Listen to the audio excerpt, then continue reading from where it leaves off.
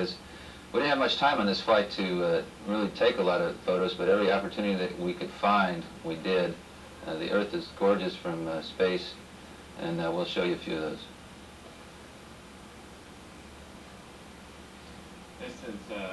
This is a photo that I probably like the most. It's one that Bakes took near the beginning of the mission when the moon was waxing.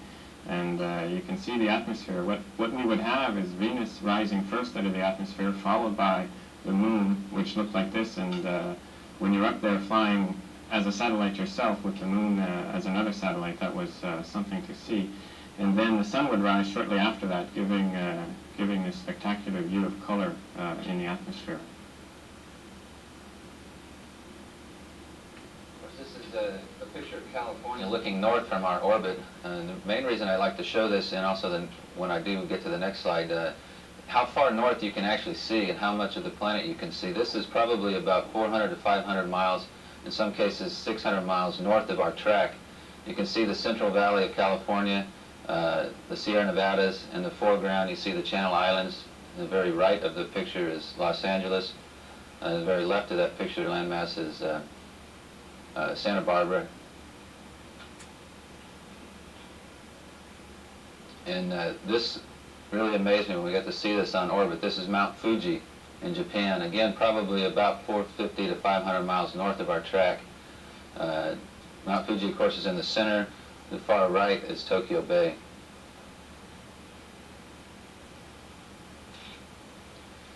We'll move into North Africa. We have a series of about 5 slides of North Africa. It's very beautiful. This is Lake Chad in Chad and Nigeria area of North Africa. You can see several things on this slide. This is a lake that's been monitored for many years since STS-1. The lake itself is almost non-existent now because of drought. So we're monitoring the amount of water that's in there. Over this slide shows that the water is starting to build up again slightly. They've had some more rain. You can see in the background the green line where the desert turns to vegetation, and in the far background the intertropical convergence zone and thunderstorms associated with that. And this is an area in the Sahara that's just one of the more beautiful spots again on Earth. Bright red, orange sand dunes, and rocky areas. This is a photo you get to see a lot from space shuttle photography. On the very left is the Nile River Delta, and at the base of that you can see a white area to the left. Those are the Great Pyramids. To the right, the gray area is Cairo. You can see the Suez Canal, Sinai, Israel. It's a nice shot. Again, showing you how much you can really see from space. This is the further south along the Nile. This is Lake Nasser and the Aswan Dam. You can see the dam very clearly. This was taken with 35mm Nikon camera with a 300mm lens. And this is south in the Red Sea near Djibouti. It's called the Afar Triangle. This is a good example of plate tectonics at work. This is a portion of Africa that's actually tearing apart. You can see the rifts running north and south. A little bit further in the Gulf of Aden.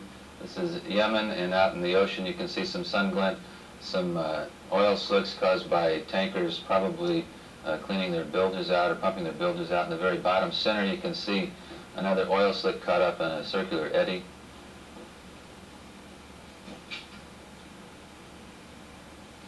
And a picture of the Persian Gulf in the very bottom left. That dark area you see is Riyadh, Saudi Arabia. And the Persian Gulf to the top right there is Qatar, Bahrain. On the left is the Tigris and Euphrates River Delta in Kuwait. And a little bit further south in the Persian Gulf, the Straits of Hormuz.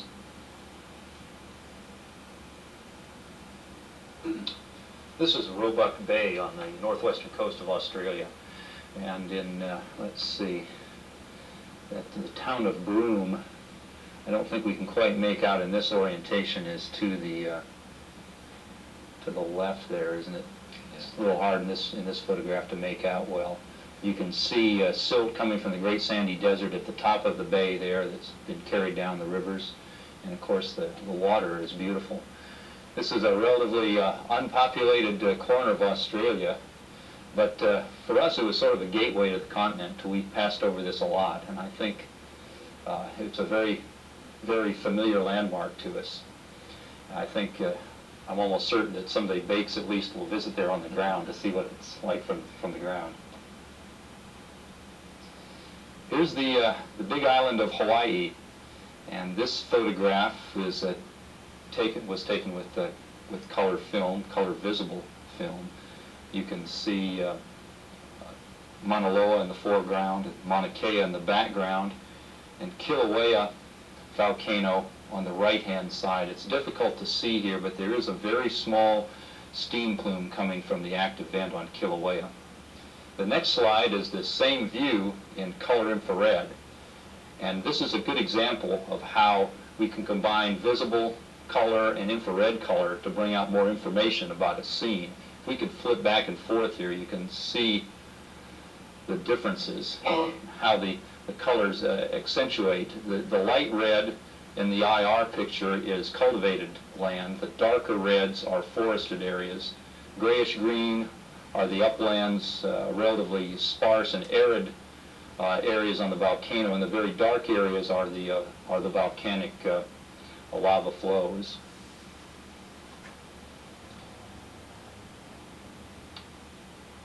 This slide here is a slide of the Andes Mountains and the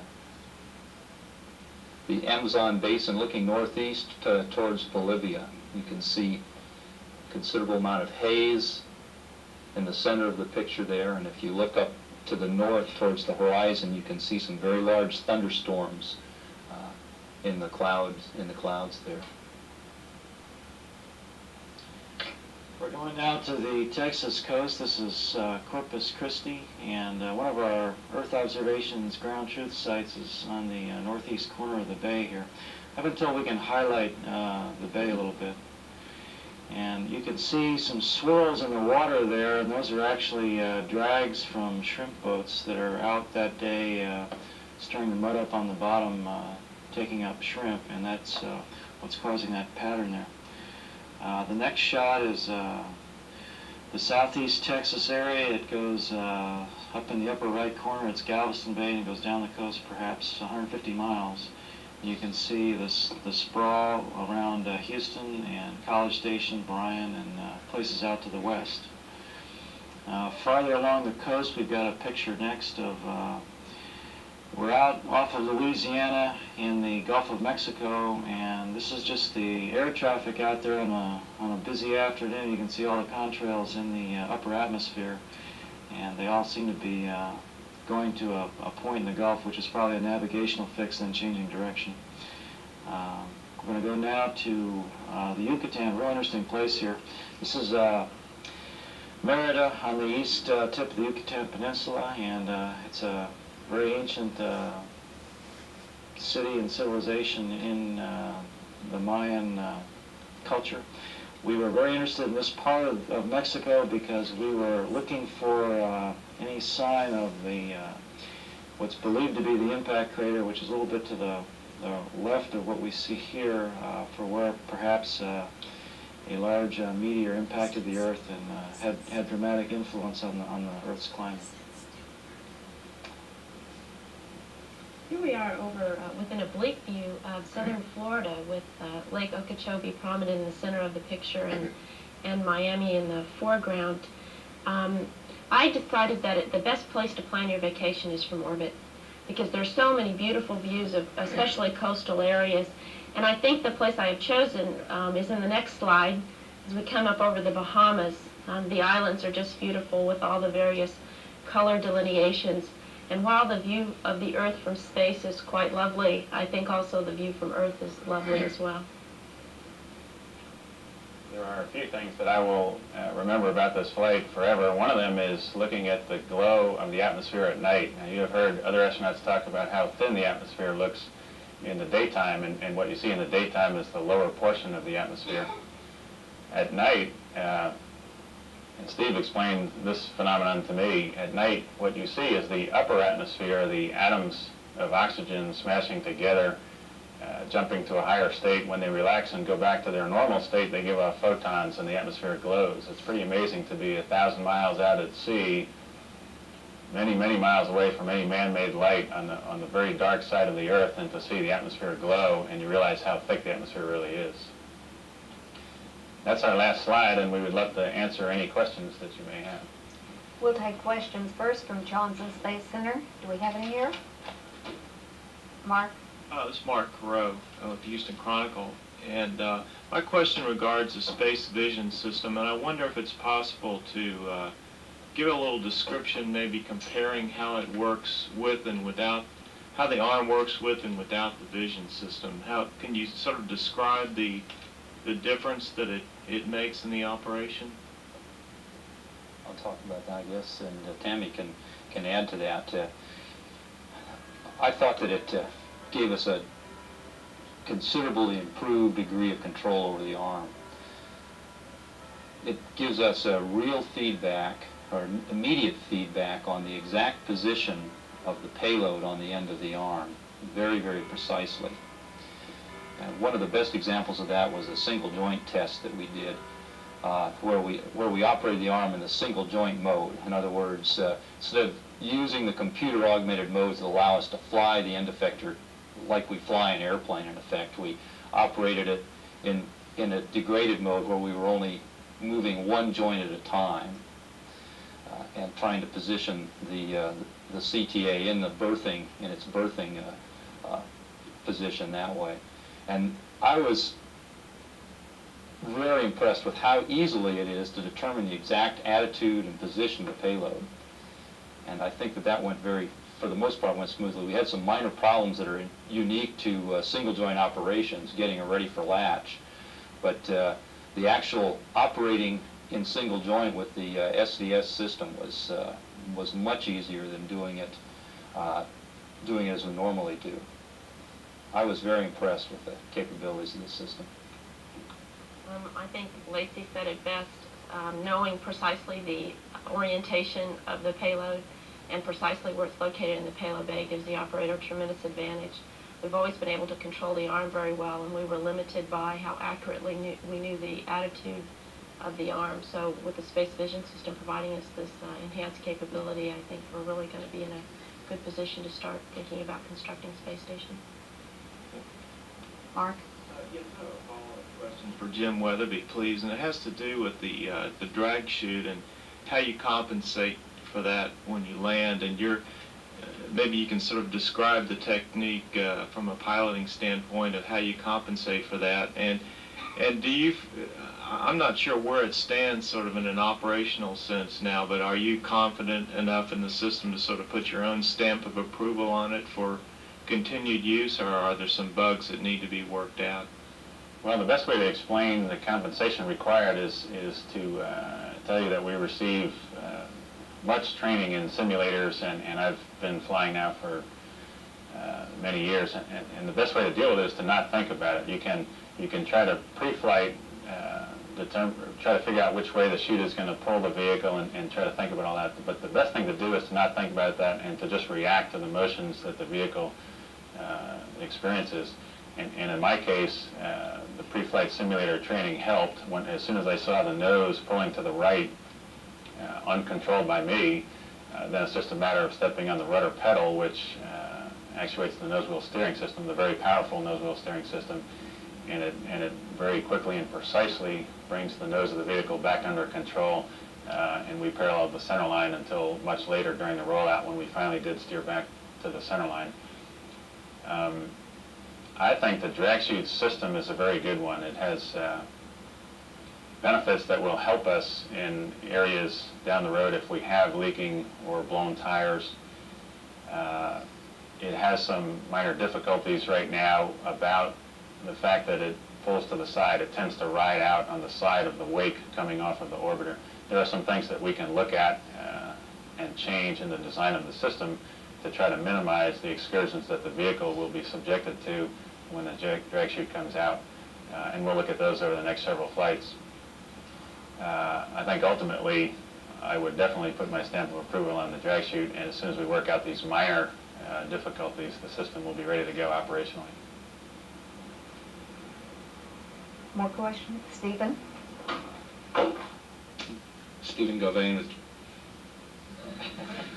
KTR KTV in Houston.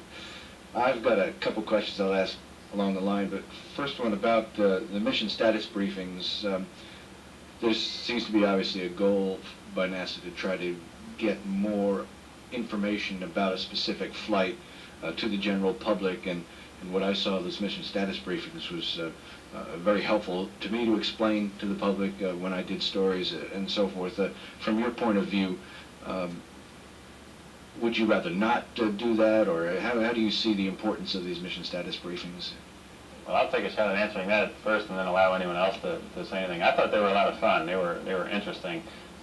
One of the things that's very difficult is for the general public to understand what's going on unless you're actually there. And when you're there, we try our hardest to bring the information to the public. I understand on the ground you have a lot of science briefings and people explaining the science, and so I try to give the folks down here a sense of what we were experiencing, and not only the science, but the difficulties we had in operating the experiments, and try to give people a sense that what it's like when they're actually up there, when we're actually up there. It's not that different from what we have done from time to time on a lot of previous flights. But I think that we're just making a more concerted effort to do this whenever we have the time available. I think it's working out very well. Do we have other questions? Beth? Dickie with Reuters. I just wanted to follow up on the drag chute issue. You mentioned some minor changes that could be made. What specifically might those be? Well, I understand they're looking at potentially changing the length of the riser, which would affect the geometry of the chute coming out and cause it to maybe achieve a stable position in a different location than it has on Hoot's flight and my flight. I suspect they're also looking at changing the size of the chute, and they might be looking at different reefing lines. I'm confident that they will find a solution as we normally do. Stephen? With the space vision system, were any major questions settled with regard to how the arm would operate with space station operations? Any major questions that were settled? I think the aspect of the flight that really helped us a lot was the fact that the arm was an excellent technology to build upon. Even though because of thermal deformation and the fact that the shuttle twists and turns as you cross the terminator as well, does not allow you to know exactly where you are, and the spec on that before we launched was plus or minus 2 inches. The controllability of the arm has always been there, and so as soon as you take out all those deformations or all those slight errors and now give to the operators a position and orientation information that is about a fraction of an inch and a fraction of a degree, and sometimes the resolution was in the hundredths of a degree, you have a system that allows very precise control, very precise guidance. And I'll add one thing that did not exist before we flew the space vision system was a flight director type capability where the operator determines where he is in X, and then the space vision system asks him to be at this specific location in Y, Z, pitch, yaw, and roll. And we went through a series of tests on flight day 4, I think it was, where that worked out very well. Lacey flew a couple of the patterns and Tammy flew the other pattern, and the controllability of the arm through that precise geometry was really impressive to watch on orbit.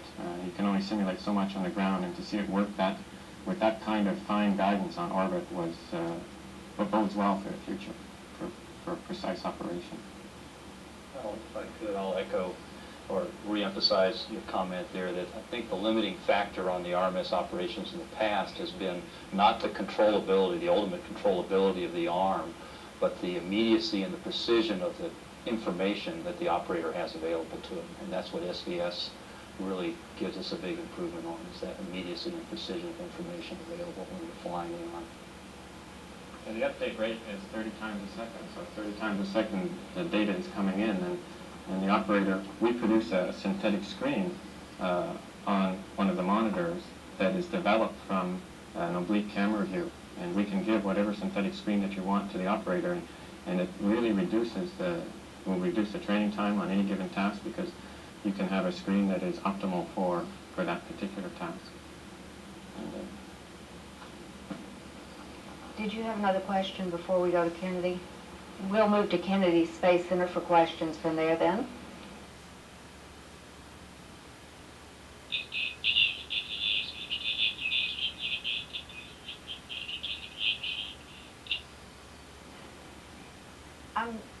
I'm sorry, we couldn't hear you, Kennedy. Wait just a minute and ask your question again.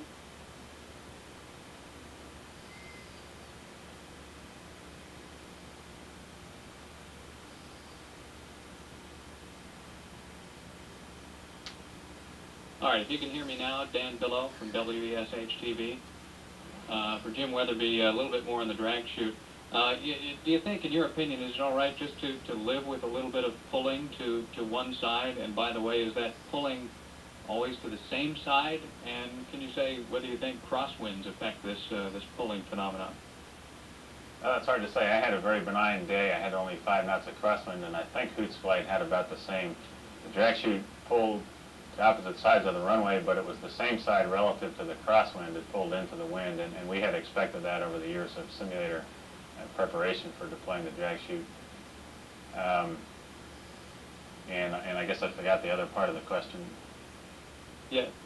Is it all right if it pulls a little bit like that every time? Do you think that it's just okay to live with that and just leave it like it is? Certainly, if we had crosswinds of only 5 knots or less, it would be okay to live with it. It's not very much of a pull. 10 or 15 feet on a 300-foot wide runway is not a very big deal. And in fact, it didn't cause me any concern at all. It's unknown what would happen if we had higher crosswinds, because we haven't been there yet. We can model it in the simulator, and we can take our best guess. And if we were landing on a very narrow runway, like a Tal runway over in Africa or someplace overseas, 150 feet wide, and it pulled even more, then it would be cause for a little bit more concern. But I do want to emphasize that there are benefits in the system that make it desirable that we fix the drag chute, the minor problem that it does have, and continue to use it in the future. I think it's a great system. All right, and I wanted to ask one more question, something I've been a little bit curious about. You've talked a little bit, and we've heard in the past what it feels like during ascent, what a liftoff feels like, but I don't think I've ever heard anyone talk about what re-entry feels like. What does that do to you? Does that throw you forward into your straps, or somebody describe that? Well, the one thing I'll say in the front cockpit, both on ascent and entry, you tend to not think about what it feels like. We are so focused on the technical aspects of the vehicle, making sure the trajectory is right. Occasionally you do think about what it feels like, and it's an interesting feeling being weightless for a week and a half, weighing 0 pounds and floating around, not touching anything, and then suddenly your body is subjected to a little bit more than a G and a half, and so a 190-pound body with an 80-pound suit times 1.5 Gs gets to be pretty heavy, especially since you've been weightless for the past week and a half. It's an interesting feeling. It feels very heavy. We do endeavor to try to stay in very good shape before we launch so that we're able to withstand the forces coming down. It's not a big deal, but you do feel kind of heavy. About the time you approach the runway, that has passed. We have adapted to the forces, and we wear a G-suit to help with orthostatic intolerance, and the system works pretty well. And I thought I was back in the shuttle training airplane where I had spent years and thousands of approaches. It felt that good. This is Bill Chen, Earth News. For Shep, what kind of problems did you have with the PGSCs and with the Macintoshes and transferring disk, other than your commander proving that a maggot will literally eat practically anything? Well, we had a disk, a hard drive on one of the PGSCs lockup. It was actually processing some of Steve's data at the time, and that was the only major PGSC, which is our standard onboard computer. That was our only crew equipment computer problem. The Mac functioned very well. It wasn't even aware it was in space. We pre-flight, we had a number of things to do with the Mac that involved transfers to the ground. Unfortunately, up in flight, we started to get fairly busy. We had 5 personal computers on board. They were all doing things, and I did not get done all the things that I had planned with the Mac, sending data to the ground. We got about 75% of it, and what we did do worked very well. Well, how well did the failure environment analysis tool and the Mac Stock and other programs like that work on the Macintosh? Well, to be honest with you, they are not ready to be part of the operational tools that we will take on a space flight and use, but they were very useful as developmental issues. The failure environment tool basically was slow. It has to crunch a lot of data to come up with the answer that it needs, but it's a very powerful adjunct that lets you figure out the impact of multiple system failures and give you an answer.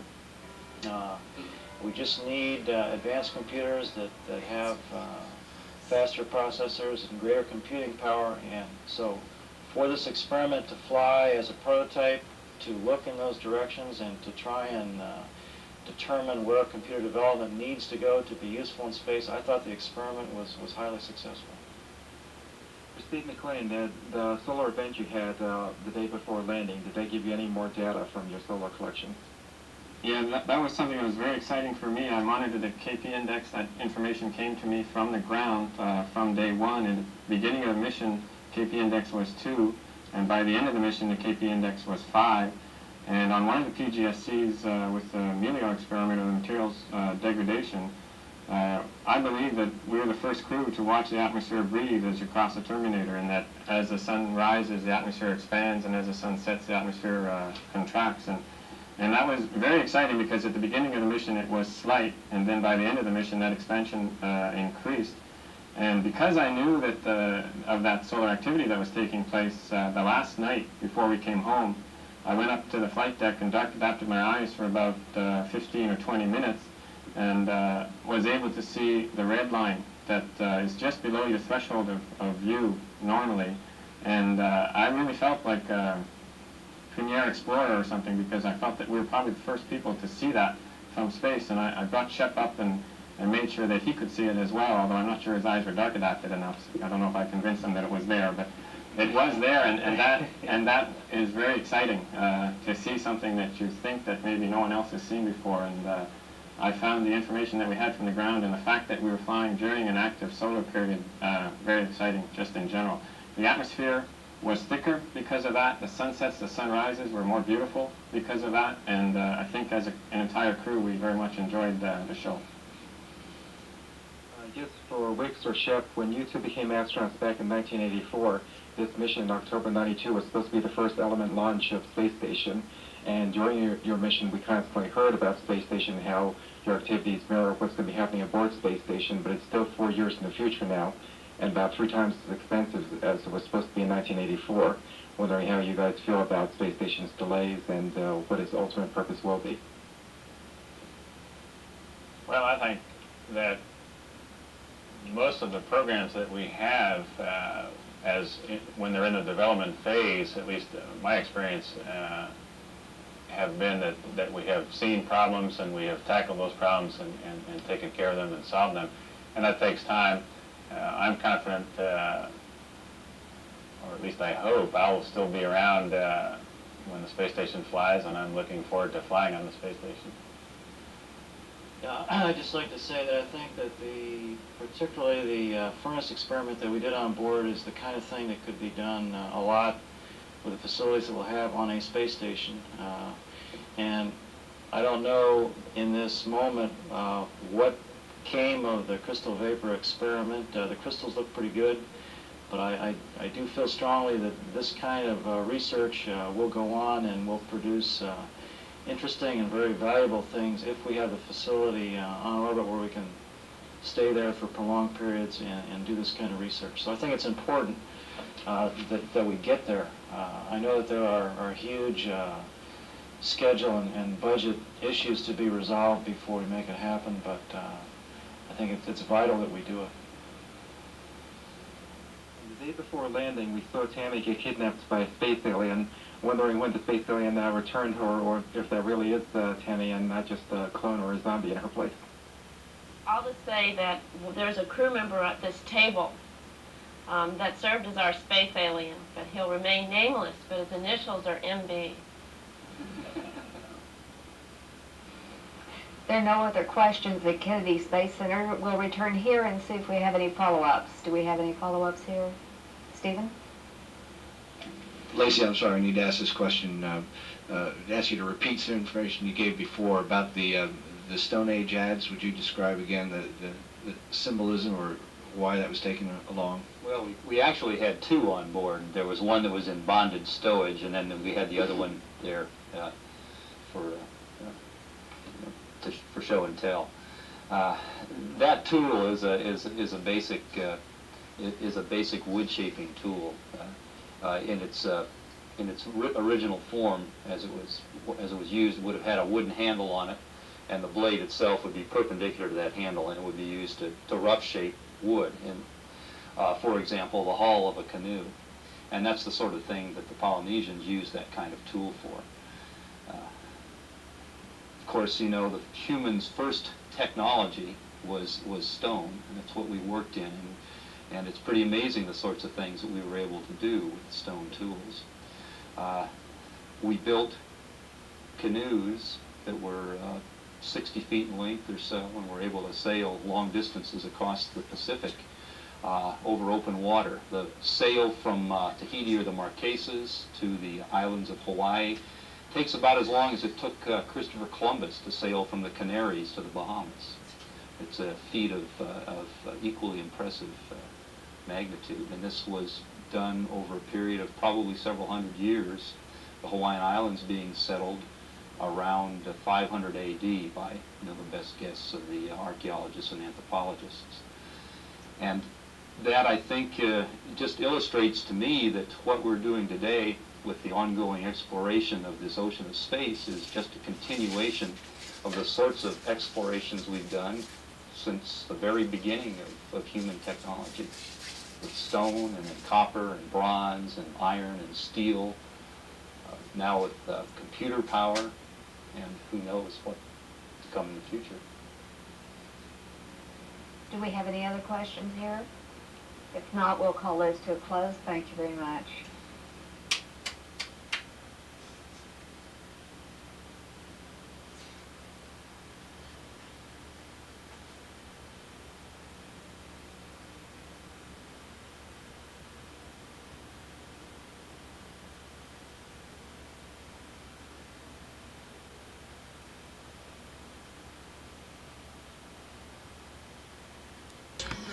Did you take the lens cap off this time? Yeah, I sure did, Tammy. Okay, are you in record?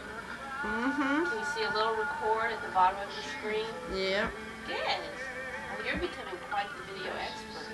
that's right. Now, it used to be your husband that was the video fiend, but I can see he has passed this honor on to his lovely wife. Say something to Mom. Hi, Mom. Hang in there. It's tough to soar with eagles when you're with turkeys.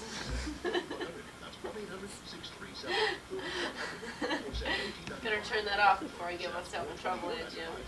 I love you. I love you too. Bye-bye. Bye, my favorite aunt. Bye. And my favorite mother. You're welcome. Bye, Aunt Jim. Bye, sweetheart, but get back where I can see all of you. This is the latest in T-38 wear. Notice the stylish boots, the coordinating blue flight suit, wish the mission patches. You have the NASA meatball, the name tag. This is the last mission. This is my Mach 25 patch. However, the computer was flying the shuttle at Mach 25, so I think this belongs on the computer instead of on me. And this is the American flag. In Canada, they fly this flag upside down. I saw that. I saw that. That completes our presentation. Okay. Now my aunt is going to turn off the camera. Yeah. Yep. Pete, don't fail me now. Genius, get moving. He's nasty. Look at that coward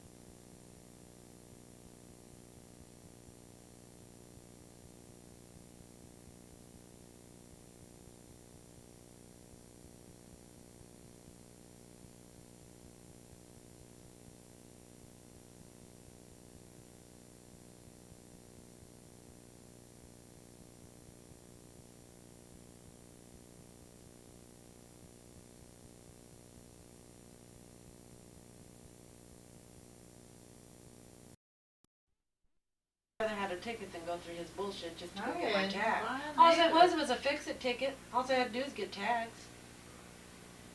That's all it was. I got pulled over by Is there state inspection now in California yearly? I don't know. I We think have to it's go every take your year. car into a dealer and get it inspected. We have to ever, That's just in for small. Tennessee every other year. Every other year, I think it goes odd and even, doesn't it still? Yeah. That's right, the institute. My piano needs small, I'm driving on a temporary stick. But then when I got pulled over 2 months later, I still didn't get my tags. The guy goes, "Did you know your tags were expired?" I go, "No, this isn't my car." He goes, "Well, I'm sorry, but I have Was to it give your you a ticket." car? No, it's Mike's. I wasn't married to him. Johnny, I come drove it all around the time, here. and I knew there was no Yeah, I'm tags. gonna go check it out first. It's like, okay. I believe So it's he too gave me far. he gave me a ticket, and I He went got needs the to tags, get and a- it was no problem. A light put up there. On the Who camera, put the ceiling fan up? Johnny. It's got the thing off though. We're gonna get it put back. Those are a pain to put up. They're not easy. I don't like that one. Jeff and I put one up the morning we had to pick Grandma up at the airport last Christmas.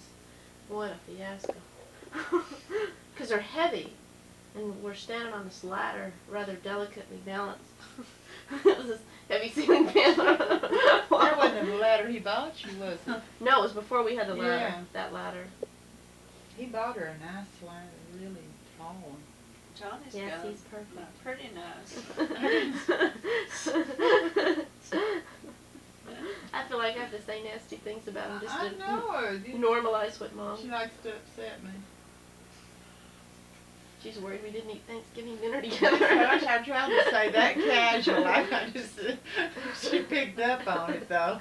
I was telling her about it. She laughed. Okay, good. Sleep now. I didn't say that either. I was telling Jim, I said, Tammy picked up on that right away when I said, Tammy what wouldn't about have Jeff? to be stranded like that, would she? I wouldn't. That's true, I wouldn't. No, she I wouldn't. wouldn't. Wouldn't you?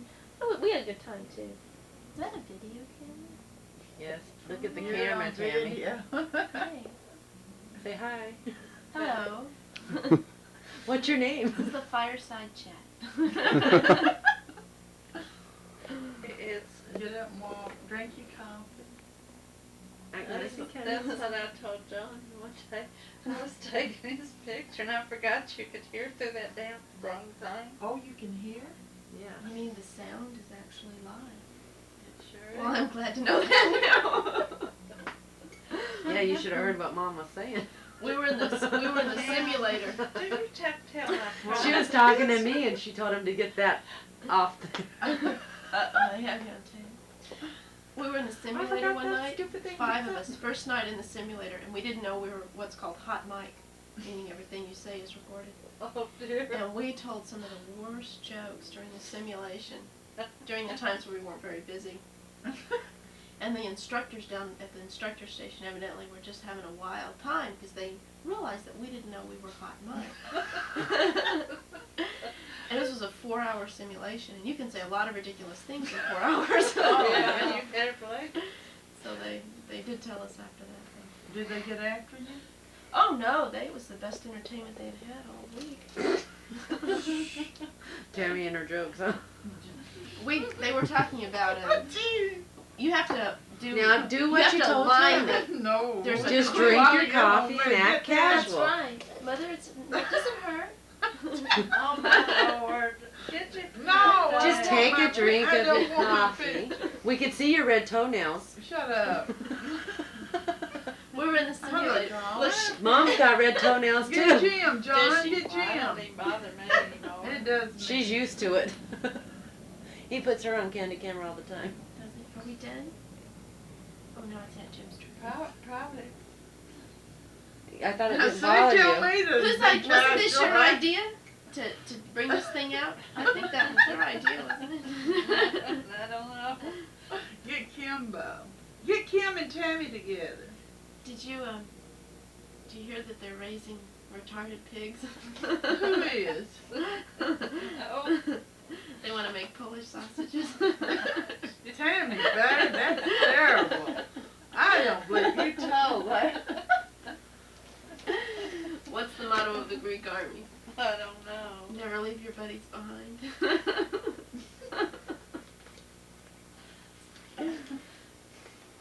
Kim used to know a lot, but hers wasn't too clean. No, not like the ones I... Were they, Kim? Oh, mine are just as clean as Tammy's.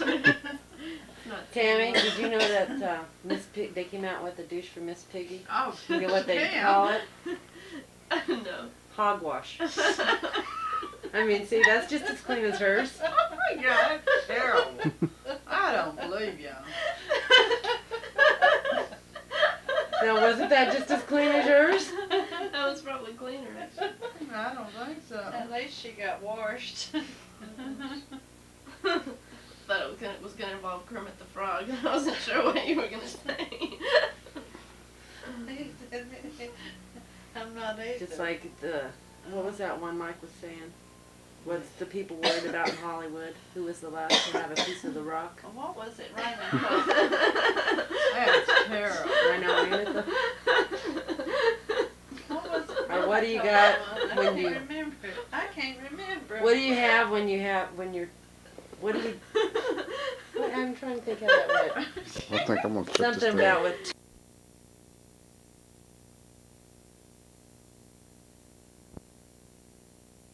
Where you gonna run her? Well, I got on, I guess. Call Susan. What's her number?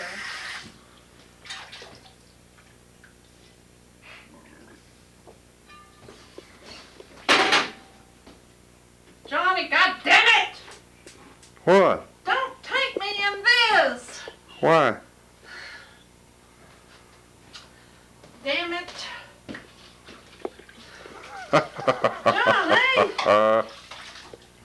What? I don't like you. Well, not. Oh, There's nothing wrong with don't this. do that. Huh? Don't do that.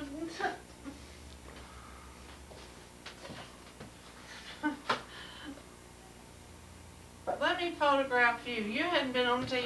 I ain't gonna be on either. Let me know how to work. But I gotta know how to work it before I go on it. Now I can show you how to do it. I get on there and I'll do a dance. Well, you gotta practice. Susan wants those tapes. What tapes?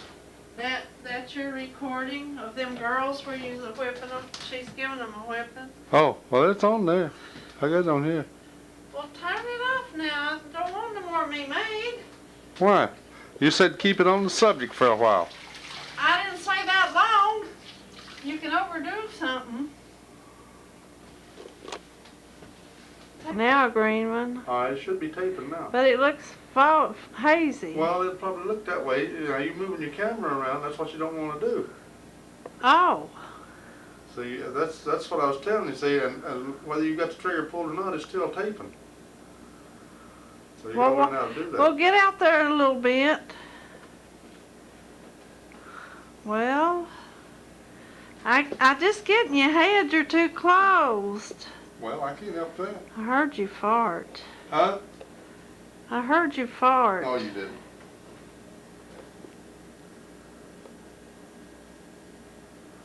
Can you see now? Go sit down. Let's see. I'm not in the light. I don't know if you can Well, see turn it. on the light. Huh? Turn on the light. Oh, shit. Well, shit, fur. Is that better? Yeah, this thing needs a light. Huh? It needs a light. You give me the effing finger. I did not. Yes, you did. You gotta cut my hair, though.